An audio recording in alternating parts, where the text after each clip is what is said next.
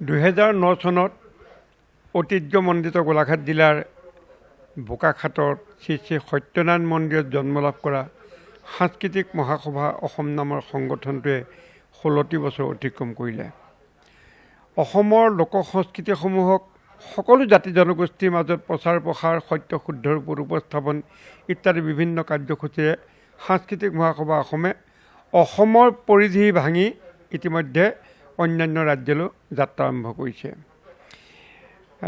আগন্তুক অহা 22 তাৰিখ, 23 তাৰিখ আৰু 25 তাৰিখ তিনিদিনীয়া কাৰ্যসূচীত সাংস্কৃতিক মহাসভা অসমে গুৱাহাটীত 3টি কাৰ্যসূচী আয়োজন কৰিছে।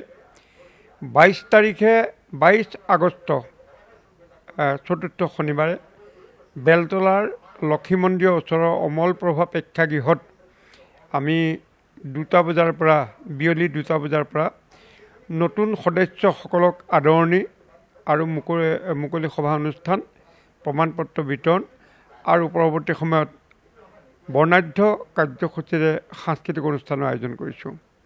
উল্লেখযোগ্য, উক্ত সাংস্কৃতিক কাৰ্যসূচীত মাজুলীৰ এটি বিশেষ দলে অংশগ্ৰহণ কৰিব আৰু বৰাক ভেলীৰ 2টা সাংস্কৃতিক কাৰ্যসূচীৰে আমাৰ মাজত অংশগ্ৰহণ কৰিব।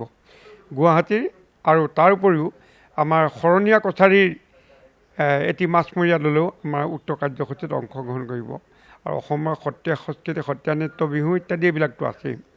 ঠিক 23 তাৰিখে আমাৰ দিনজোৰা কাৰ্যসূচীৰে অমল প্ৰভা প্ৰেক্ষাগৃহত সাংস্কৃতিক মহাসভা অসমৰ পূৰ্ণাংগ কাৰ্যনিৰ্বাহক সভা।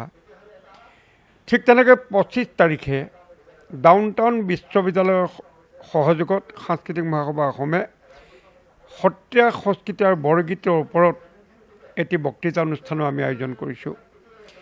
ডাউনটাউন বিশ্ববিদ্যালয়ৰ সহযোগত অনুষ্ঠিত হ'ব লগা এই অনুষ্ঠানটোৰ আমাৰ মুখ্য অতিথি আসন অলংকৃত কৰিব স্বাস্থ্যৰত্ন ডাউনটাউন বিশ্ববিদ্যালয়ৰ সন্মানীয় আচাৰ্য ডক্টৰ নৰেন্দ্ৰনাথ দত্ত ডাঙৰীয়াই। আৰু তাৰপিছত সেই অনুষ্ঠানতে নিৰ্দিষ্ট বক্তাৰ ভাষণ প্ৰদান কৰিব পদ্মভূষণ সন্মানেৰে বিভূষিত পদ্মশ্ৰী নৃত্যাচাৰ্য যতীন গোস্বামী মহোদয়ে। আৰু সেইদিনাখনেই আৰু আমাৰ নিৰ্দিষ্ট বক্তাৰ ভাষণটো পদ্মভূষণ গোস্বামী ছাৰে কৰিব আৰু অনুষ্ঠানটোৰ আঁত ধৰিব প্ৰদীপ কুমাৰ বৰাই আৰু অনুষ্ঠানভাগ উদ্বোধন কৰিব সেই বিশ্ববিদ্যালয়ৰ উপাচাৰ্য ডক্টৰ নাৰায়ণ চন্দ্ৰ তালুকদাৰ মহোদয়ে। আৰু বিশিষ্ট অতিথি আসন অলংকৃত কৰিব ডাউনটাউন বিশ্ববিদ্যালয়ৰ ডক্টৰ বন্দনা দত্ত আৰু ডক্টৰ তিলোত্তমা বৰুৱা মহোদয়।